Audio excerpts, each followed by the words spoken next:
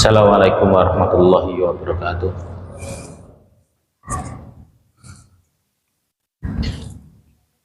Alhamdulillah hamdan katsiran thayyiban barakan fih kama yuhibbu rabbuna wa yardahu. Asyhadu an la ilaha illallah wahdahu la syarikalah. Asyhadu anna Muhammadan abduhu wa rasuluh. Qala Allah Ta'ala, ya ayyuhalladzina amanu taqullaha haqqa tuqatih wa la tamutunna illa wa antum muslimun. Tsumma amma ba'd. Alhamdulillah, kita memuji kepada Allah Subhanahu wa taala atas curahan limpahan nikmatnya kepada kita. Salawat dan salam kepada Nabi kita Muhammad sallallahu alaihi wasallam, pada keluarga beliau, sahabat beliau, dan pengikutnya hingga hari kiamat kelak. Mudah-mudahan Allah Subhanahu wa taala memasukkan kita semuanya ke dalam golongan orang yang senantiasa setia mengikuti ajaran Nabi kita Muhammad sallallahu alaihi wasallam hingga ajal kita sampai. Amin ya rabbal alamin. Alhamdulillah, di kesempatan ini Allah kumpulkan kita kembali di majelis ilmu ini, satu majelis yang merupakan jalan menuju surga Allah Tabaraka wa Ta'ala. Bukankah Nabi kita Muhammad yang bersabda, man salaka tariqan yaltamisu fihi ilman sahalallahu lahu bidarkan ilal jannah. Barang siapa menempuh jalan untuk menuntut ilmu agama, ilmu din, maka Allah pasti akan mudahkan jalannya menuju ke Allah Tabaraka wa Ta'ala. Satu jalan yang mudah untuk menuju surga Allah yang dewasa ini banyak diabaikan kaum muslimin. Satu jalan yang mudah, kata Rasulullah SAW, untuk menuju surga Allah yang banyak dilalaikan, dilupakan, bahkan tidak dilirik sama sekali oleh kaum muslimin. Padahal Rasulullah SAW yang berjanji, yang Rasulullah SAW tidaklah beliau berkata melainkan berdasarkan bimbingan wahyu Allah Tabaraka wa Ta'ala. Nah, insya Allah di kesempatan ini kita akan memasuki bab yang kelima. Bab yang kelima, bagi yang memegang fotokopi di halaman 88.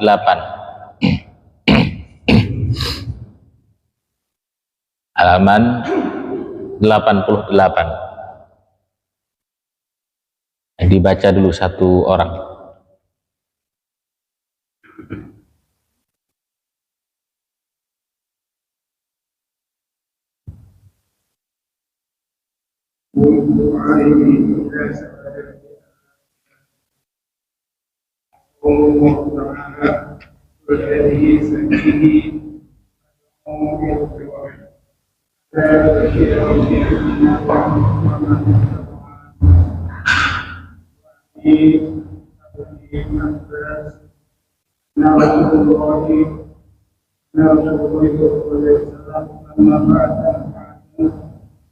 إلى يمان قال إنك تأتي قوما من أهل الكتاب فيقولون ولا ما تدعوهم إليه شهادة أن لا إله إلا الله.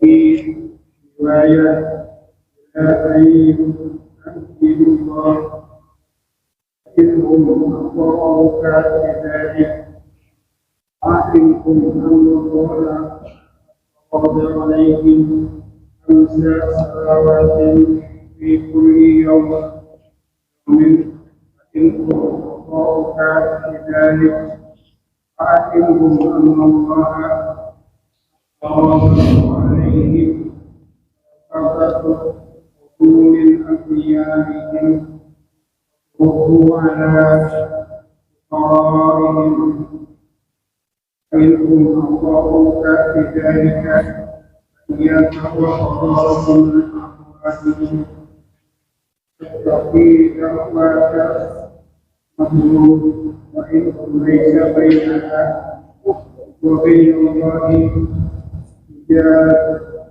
Baik, nah. Barakallahu fikum. Qala mu'alif rahimahullahu ta'ala wa nafa'ana bi ulumuhi fid darain Allahumma amin. Al-khamis, bab yang kelima, bab du'ai ila syahadati alla ilaha illallah, bab tentang berdakwah kepada syahadat la ilaha illallah, bab berdakwah kepada kalimat at-tauhid, bab berdakwah kepada kalimat la ilaha illallah. Wa qaulullahi ta'ala, beliau membawakan dalil firman Allah Ta'ala surah Yusuf ayat ke-108, qul hadhihi sabili ad'u ilallah, katakan inilah jalanku, jalan dakwah, berdakwah kepada Allah, ala basirah ana wa manittaba'ani, aku dan orang-orang yang mengikutiku, berdakwah kepada Allah Tabaraka wa Ta'ala. Bab kelima ini, kenapa penulis membuat bab tentang berdakwah kepada tauhid? Di bab-bab sebelumnya Syekh menyebutkan agar manusia mempraktekkan tauhid. Di bab sebelumnya mempraktekkan tauhid dalam kehidupan, mempraktekkan la ilaha illallah dalam kehidupan. Setelah itu beliau mengingatkan agar seorang mendakwahkan tauhid kepada manusia yang lainnya. Alasannya apa? Tidak akan sempurna keimanan seseorang, melainkan berdakwah kepada tauhid. Setelah dia mempraktekkan tauhid dalam kehidupan, langkah selanjutnya yang harus dia tempuh adalah mendakwahkan la ilaha illallah itu. Baru sempurna keimanan seorang. Jadi untuk memperoleh kesempurnaan tauhid, seseorang harus mendakwahkan kalimat la ilaha illallah. Kalau tidak, berarti dia termasuk orang yang naqis, kurang tauhidnya. Kurang tauhidnya. Itu poin pertama. Poin kedua, kenapa dibawakan bab ini? Untuk membantah orang yang mengatakan bahwasanya pertama kali yang didakwakan adalah sholat. Bukan. Pertama kali yang didakwakan adalah at-tauhid. Rasulullah SAW di saat menjadi nabi, apa pertama dakwahnya? Tauhid, menyembah hanya kepada Allah, menjauhi kesyirikan. Syariat sholat belum seperti ini sekarang. Sekarang sempurna, 3 rakaat maghrib, 4 rakaat isya, 2 rakaat subuh, 4 rakaat duhur, 4 rakaat asar. Dulu enggak. Dulu 2 rakaat semua. Yang 4 dulu 2 rakaat. Pun di fase Makkah, pelarangan khamar belum dilarang secara mutlak. Jadi masih ada. Habis mabuk, sholat masih ada, sahabat. Karena inti dakwahnya apa? Tauhid. Bukan sholat dahulu. Percuma seseorang sholat jika tauhidnya tidak benar. Nah, jadi alasan bab ini apa tadi? Yang pertama, setelah seorang mempraktekkan tauhid dalam kehidupan, hendaknya dia mendakwahkan. Ini bukti kesempurnaan tauhid seseorang. Nah,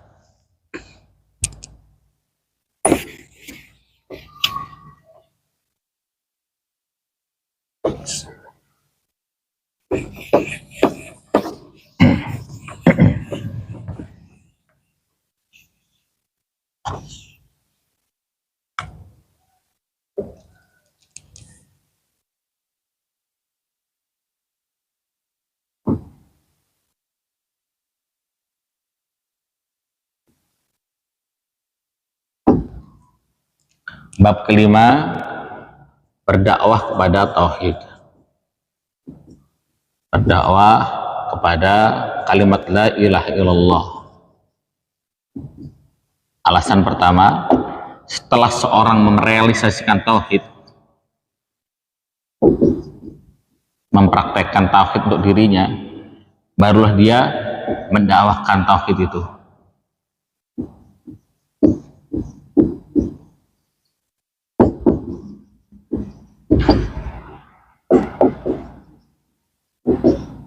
Ini sebagai bentuk kesempurnaan iman.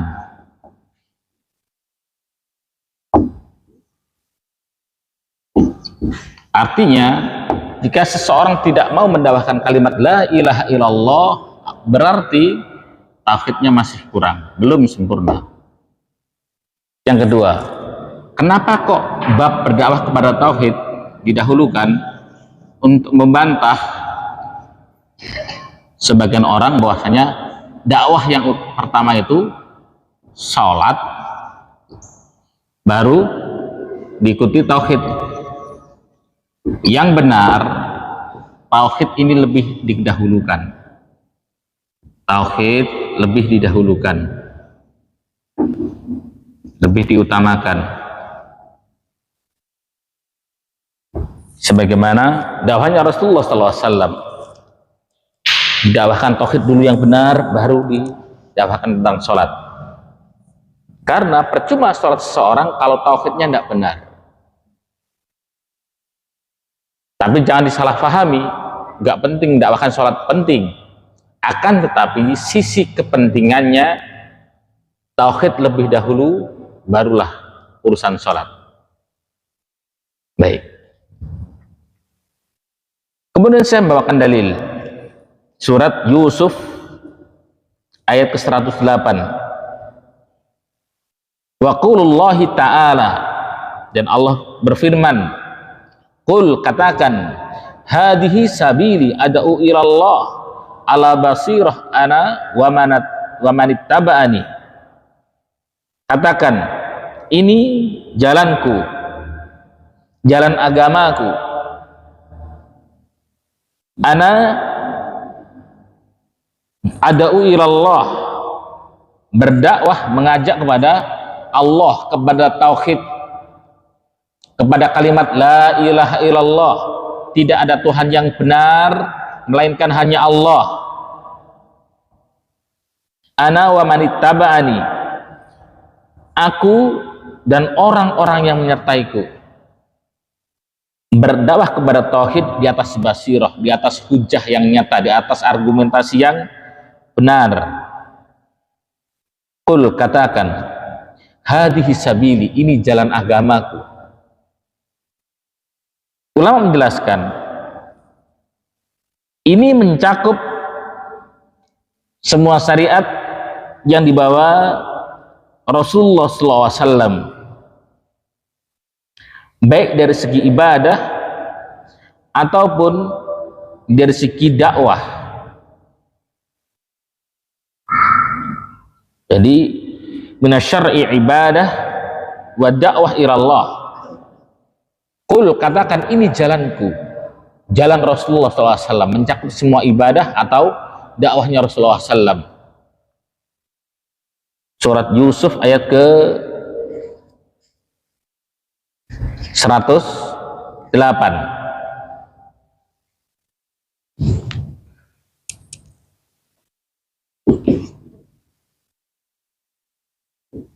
Yusuf 108. Qul hadhihi sabili, inilah jalanku.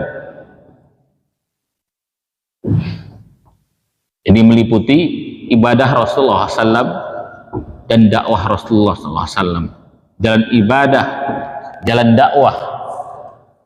Ad'u ilallah, mengajak, berdakwah, menyeru ilallah, kepada Allah tabaraka wa ta'ala.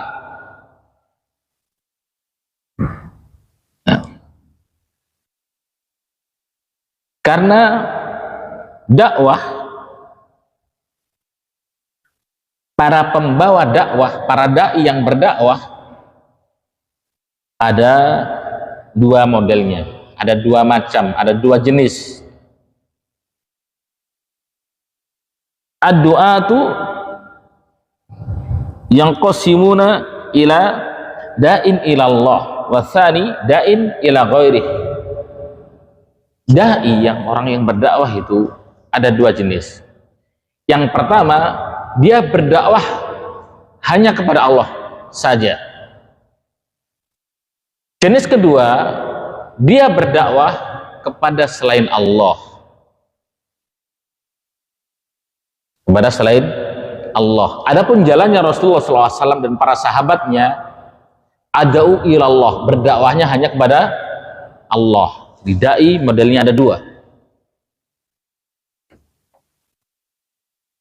Dalam surat ini, dai, orang yang berdakwah, ada yang berdakwah kepada Allah, berdakwah kepada Allah. Ada juga yang berdakwah kepada selain Allah.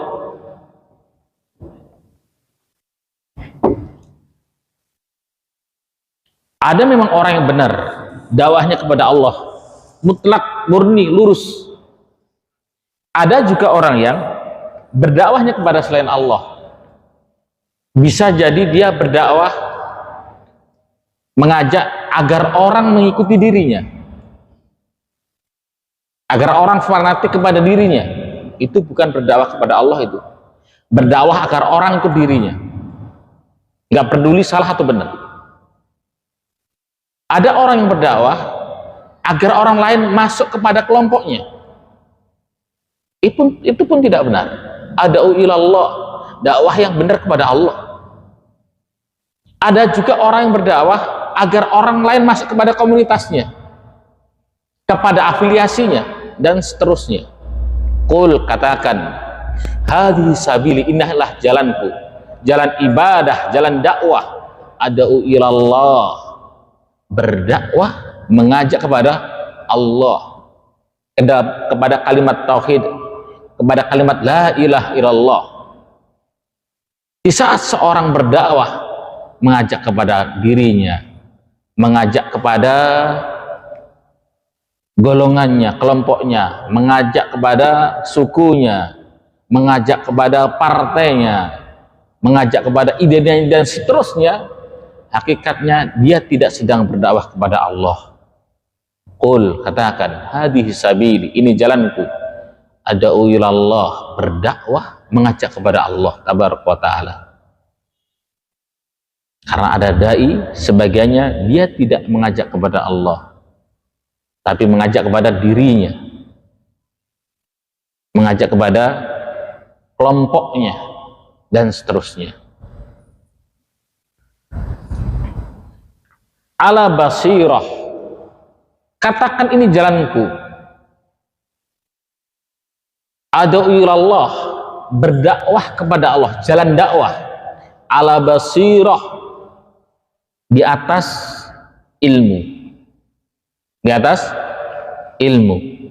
Nah, ala basirah, ulama menjelaskan yashmulu, mencakup. Jadi pedoman dalam berdakwah ada tiga hal ini. Ala basirah, di atas basirah, mencakup Al-ilmu syar'i, mencakup ilmu syar'i. Ilmu yang mau didakwakan apa ini? Asani, yang kedua, al-ilmu bihalil mad'u, ilmu tentang keadaan orang yang didakwahi.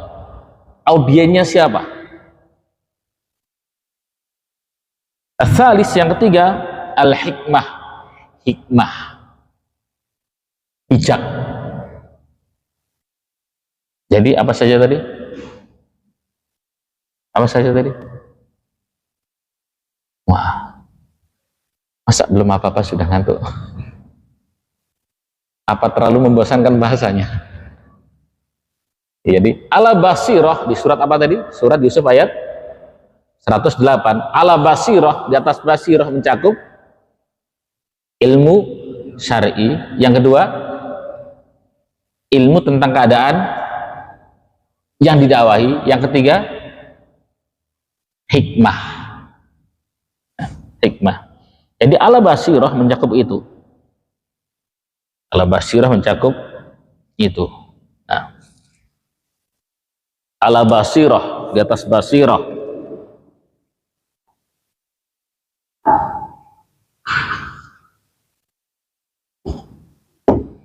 Mencakup tiga ini. Ilmu syar'i, terus keadaan orang yang didakwahi,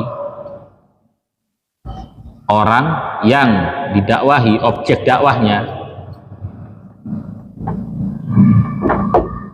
Yang ketiga, hikmah, bijaksana, hikmah.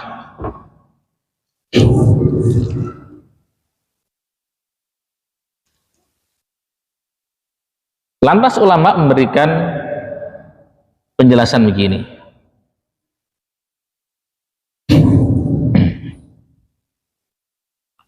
Syurutud dakwah ilallah, syarat-syarat berdakwah kepada Allah. Syarat-syarat berdakwah kepada Allah ada 5. Syarat-syarat berdakwah kepada Allah ada 5. Yang pertama, al-ikhlas. Dia harus ikhlas berdakwah kepada Allah, bukan kepada yang lainnya. Bukan Anda tendensi, niat, atau stat yang lainnya. Dia benar ikhlas hanya untuk Allah tuh. Dan yang kedua, al-ilmu syar'i. Dia tahu ilmu yang mau didakwahkan itu apa.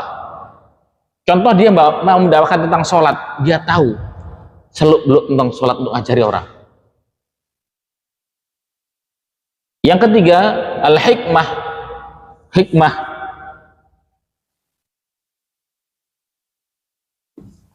Hikmah dalam berdakwah. Ikhlas, ilmu syar'i, hikmah. Rabi', yang keempat, ma'rifatu halil mad'u. Dia mengetahui keadaan orang yang didakwahi seperti apa. Orang tuakah dia? Dia orang kantorankah atau orang kampung dan seterusnya. Khamis, yang kelima, as-sabru, sabar. Dan ikhlas, ilmu syar'i, hikmah, mengetahui keadaan mad'unya, orang yang didakwahi, dan yang kelima, sabar. Syarat-syarat dakwah kepada Allah. Syarat-syarat berdakwah kepada Allah. Yang pertama, ikhlas. Yang kedua, dia tahu ilmu syar'i. Yang ketiga, hikmah dalam berdakwah. Hikmah dalam berdakwah. Yang keempat, dia mengetahui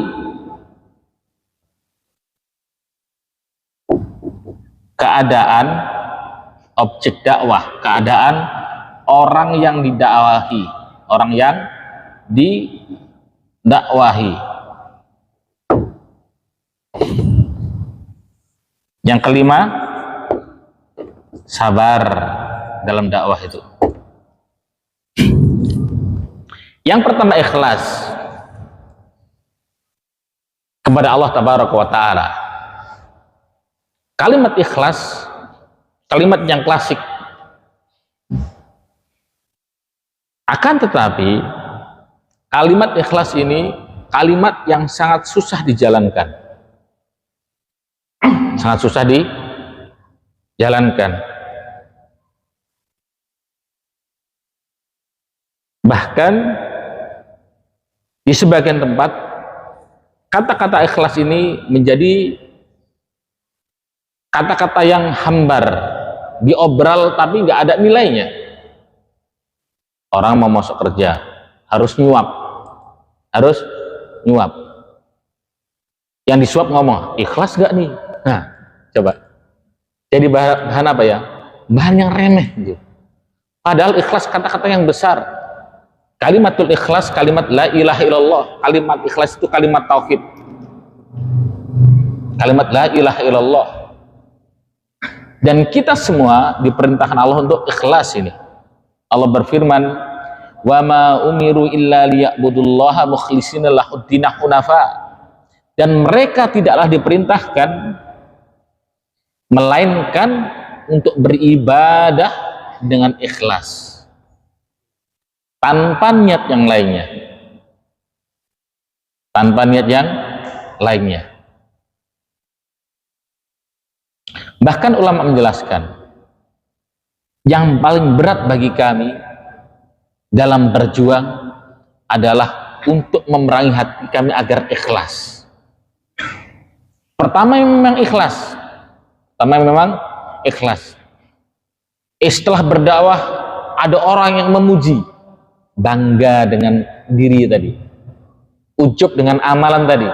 Nah, hilang ikhlasnya. Dia haji, itu sudah haji. Nah, orang di saat pulang ke negerinya, orang tetangganya nanya, oh bagaimana Pak Haji di sana? Dia tidak mau buka suara, tidak mau menampakkan dia ibadah di sana begini dan begitu, diam. Setahun, 2 tahun, 3 tahun diam. Setelah travel haji umrah sudah mulai ramai, di tahun yang ke-10, 10 tahun kemudian ini, baru dia cerita, oh ya di sana dulu saya waktu tawaf nangis-nangis depan Ka'bah dan seterusnya. Coba, di tahun yang ke-10 keikhlasannya berantakan. Jadi perjuangan untuk ikhlas, perjuangan seseorang sampai di liang lahat, sampai di liang kubur. Makanya kata ulama, berat ini. Perjuangan untuk ikhlas, perjuangan yang berat, tidak mudah. Tidak mudah. Berdakwah yang pertama harus ikhlas lillah. Yang kedua, al-ilmu syar'i. Dia tahu tentang ilmu syar'i, tahu tentang ilmu yang mau dia dakwahkan. Kalau dia mau mendakwahkan tauhid kepada seseorang, dia tahu tauhid itu apa, perincian tauhid itu bagaimana, dia tahu itu. Kalau dia mau mendakwahkan tentang sholat, dia tahu sholat itu bagaimana yang benar. Kalau dia mau mendakwahkan tentang sedekah, dia tahu bagaimana sedekah itu. Karena sebagian orang nekat, tidak punya dasar ilmu, dia dakwahi orang. Apa yang didakwahkan? Apa yang diajarkan? Seseorang yang tidak punya sesuatu, dia tidak bisa memberikan sesuatu itu kepada orang lain. Seseorang yang tidak punya sesuatu, dia tidak bisa memberikan sesuatu itu kepada orang lain. Kalau dia tidak punya ilmu tentang tauhid, bagaimana dia mengajari orang lain tentang tauhid? Kalau dia tidak punya ilmu tentang sholat, bagaimana dia mau ngajari orang lain tentang sholat? Nggak bisa dia ngajari. Kalau dia tidak tahu ilmu tentang sedekah, bagaimana mau ngajari orang tentang sedekah? Nggak tahu ilmu tentang zakat umpamanya, bagaimana dia mau ngajari orang lain tentang zakat? Dan aneh orang dewasa ini, urusan agama semuanya nekat, urusan dunia tidak ada yang berani. Contoh, ada tetangganya sakit, jantungnya sakit, berani dia datang kepada tetangganya, Pak sini saya bedah jantungnya, berani atau enggak? Kalau ada tetangganya sakit, jantungnya sakit, berani nggak dia menawarkan diri kepada tetangganya, Pak sini Pak, saya bedah saja, berani atau enggak? Nggak berani. Dia takut celaka orang, dia takut kalau orang meninggal dia dipersalahkan, dia tahu resiko itu gitu loh. Waliyadzubillah, tetangganya kecelakaan, misalnya saya aja yang amputasi pakai parang namanya gitu, berani? Nggak berani. Kenapa? Dia merasa tidak punya kompetensi, tidak punya ilmu tentang operasi bedah jantung tadi. Dia merasa tidak punya ilmu, kompetensi tentang amputasi tangan orang, makanya dia nggak berani lakukan. Ilmu dunia dia takut. Kenapa? Takut salah. Ilmu dunia kebanyakan orang takut salah. Kalau nggak bidangnya nggak berani dia. Contoh orang bangun masjid ini, bukan bidangnya kerja bangunan, berani emang dia, gini saya yang bangun, berani? Kalau itu bukan bidangnya dia nggak berani, takut ambruk, takut salah, takut akibat yang buruk. Akan tetapi di saat berbicara urusan agama, semua orang nekat, semua orang berani berbicara, padahal dia nggak ada ilmu tentang agama itu. Nggak ada ilmu tentang agama, tapi nekat. Apalagi zaman sekarang, ada kasus di grupnya, wah semua berani komentar tentang agama, padahal dia tidak ada ilmu tentang itu. Nggak takut ancaman Allah. Kalau orang salah operasi jantung tetangganya, paling banter mati tetangganya. Adapun salah urusan agama, di akhirat urusannya besar itu. Rasulullah SAW bersabda, "Man kadzaba alayya muta'ammidan falyatabawa maq'adahu minan nar." Barang siapa berdusta urusan kami, urusan agama, ngomong urusan agama tapi bohong, nggak ngerti dia tuh, neraka untuk orang seperti ini. Tapi orang sekarang tidak takut dengan ancaman itu. Kenapa? Keimanannya terhadap hari akhir, terhadap neraka sangat-sangat rendah, makanya nggak berani bicara tentang itu dia. Nekat kalau urusan agama, salah benar urusan belakangan, nekat urusan agama. Ada begini reaksi, wah tapi pasti sini share, dia nggak tahu entah benar entah salah. Haram hukumnya seperti itu. Haram hukumnya seperti itu. Urusan ilmu dunia takut salah, urusan ilmu agama nggak takut ancaman Allah dan Rasulnya SAW. Nekat senekat-nekatnya. Nah, jadi di saat seorang berdakwah, dia harus tahu ilmu syar'i yang mau didakwakan itu apa. Mengajari tentang kesyirikan, dia harus tahu syirik itu bagaimana. Mengajari tentang sholat, dia harus tahu sholat itu bagaimana. Mengajari umrah, dia harus tahu umrah itu bagaimana. Dia harus kuasai itu. Ala basirah, di atas basirah, di atas ilmu. Yang ketiga, al-hikmah, hikmah dalam berdakwah, bijaksana. Hikmah dalam berdakwah, bijaksana dalam dakwah. Sebagian orang benar memang yang disampaikannya. Memang yang disampaikannya Al-Quran. Benar memang yang disampaikannya sunnah Rasulullah SAW, hadis Rasulullah SAW. Benar memang itu yang disampaikannya. Akan tetapi tidak dibalut dengan hikmah, dengan kesantunan.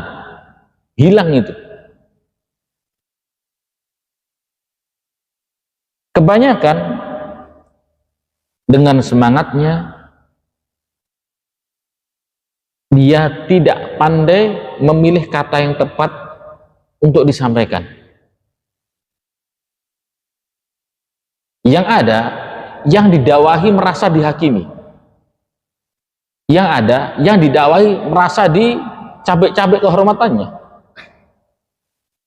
Memang benar ini kebenaran Quran yang disampaikan, tapi tanpa kesantunan, tentu orang tersinggung. Tentu orang tersinggung. Lihatlah contoh Nabi kita yang mulia Muhammad SAW. Di saat ada orang Arab Badui ini orang Arab kampung, desa, pelosok, datang ke masjid, kencing di pojokan masjid. Nah, kurang apa itu? Datang ke masjid, kencing di pojokan masjid. Sahabat yang lain sudah mau ngeroyok aja ini sudah. Kalau seandainya sekarang ada orang tiba-tiba kencing di masjid, apa yang kita perbuat? Mungkin kita pukuli rame-rame itu. Kan gitu kan? Orang waras kok tiba-tiba kencing di masjid, mungkin kita pukuli rame-rame itu orangnya. Nah, begitu pula lah yang terjadi di zaman Rasulullah SAW. Ada orang kampung kencing di pojokan masjid. Nah, sahabat yang lain pun begitu marah. Rasulullah mengarang, sudah biarkan dia menyelesaikan hajatnya. Dibiarkan dia kencing, diselesaikan kencingnya. Sudah selesai itu, barulah didatangi orang Arab kampung tadi. Ya, kalau bahasa kita mungkin kira-kira, Mas, ini masjid. Masjid itu untuk tempat sujud, bertasbih, bertahmid, bertakbir. Itu guna masjid, Mas. Dan orang Arab Badui ini simpati dengan cara Rasulullah SAW menasihati. Senang hatinya, adem. Lantas berdoalah orang Arab Badui ini, ya Allah, masukkan aku dan Muhammad ke surgamu ya Allah. Jangan orang-orang ini. Coba. Rasulullah mengatakan, Mas, rahmat Allah itu luas, surga Allah itu luas. Jangan dipersempit dengan doa yang sampean itu. Coba. Luar biasa hikmahnya, luar biasa bijaksananya, subhanallah. Kalau kita, wah Allah, pokoknya main babat sana sini sudah. Seperti pendekar pedang baru pinter main pedang. Rasanya kalau nggak babat itu nggak enak. Atau seperti koboi baru pinter nembak. Kalau nggak nembak itu kok nggak nyaman rasanya. Nggak, hikmah. Hikmah dalam berdakwah.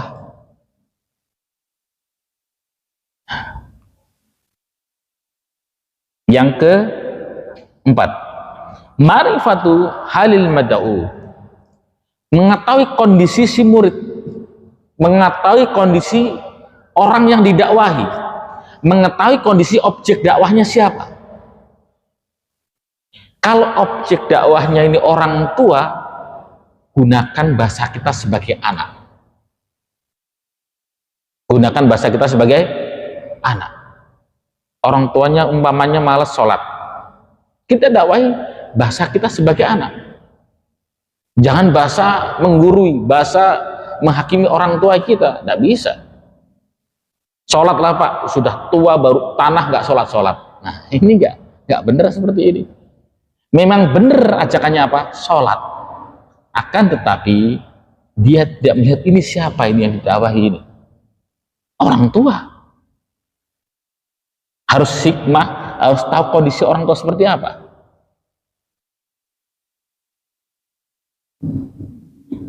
Nah, Ada sebagian umpamanya ibu-ibu belajar mengaji, alhamdulillah semangat mengaji. Nah, dia ingin mendakwai suaminya. Suaminya ada sebuah kekeliruan. Suaminya baru pulang kerja diceramai. Alhamdulillah, nahmaduhu wa nasta'inuhu. Allah musta'an. Kira-kira diterima nggak dakwah istri kepada si suaminya tadi? Sepatu nggak melayang udah syukur itu. Kondisinya dia capek baru pulang kerja, langsung didakwai ceramah begini begitu. Kenapa? Tadi habis pengajian. Allah musta'an. Nggak seperti itu. Di saat sebagai seorang istri mendakwai suaminya, gunakan bahasa memohon. Mas, menurut sampai nih, yang ini bagaimana mas ya? Ditunggu suaminya pulang kerja, sudah mandi, sudah sholat, sudah makan, sudah tenang, ngobrol santai, baru dipiji sambil, mas gimana menurut sampai mas yang ini mas? Bahasanya bahasa apa? Memohon. Padahal dia mau ngasih tahu suaminya, kalau suaminya itu malah sholat, mama. Kira-kira kalau orang nggak sholat itu gimana mas? Tapi kan sudah tenang. Sebagian orang tidak begitu. Bagaimana kau ini jadi kepala keluarga tidak sholat gini, baru pulang kerja? Itu nggak terima. Ma'rifatul halil mad'u, mengetahui kondisi yang didakwahi, kondisi psikologisnya seperti apa. Dia sedang capek atau enggak, sedang happy atau sedang sumpek ini. Habis. Alhamdulillah. Yang terakhir sabar. Sabar dalam berdakwah.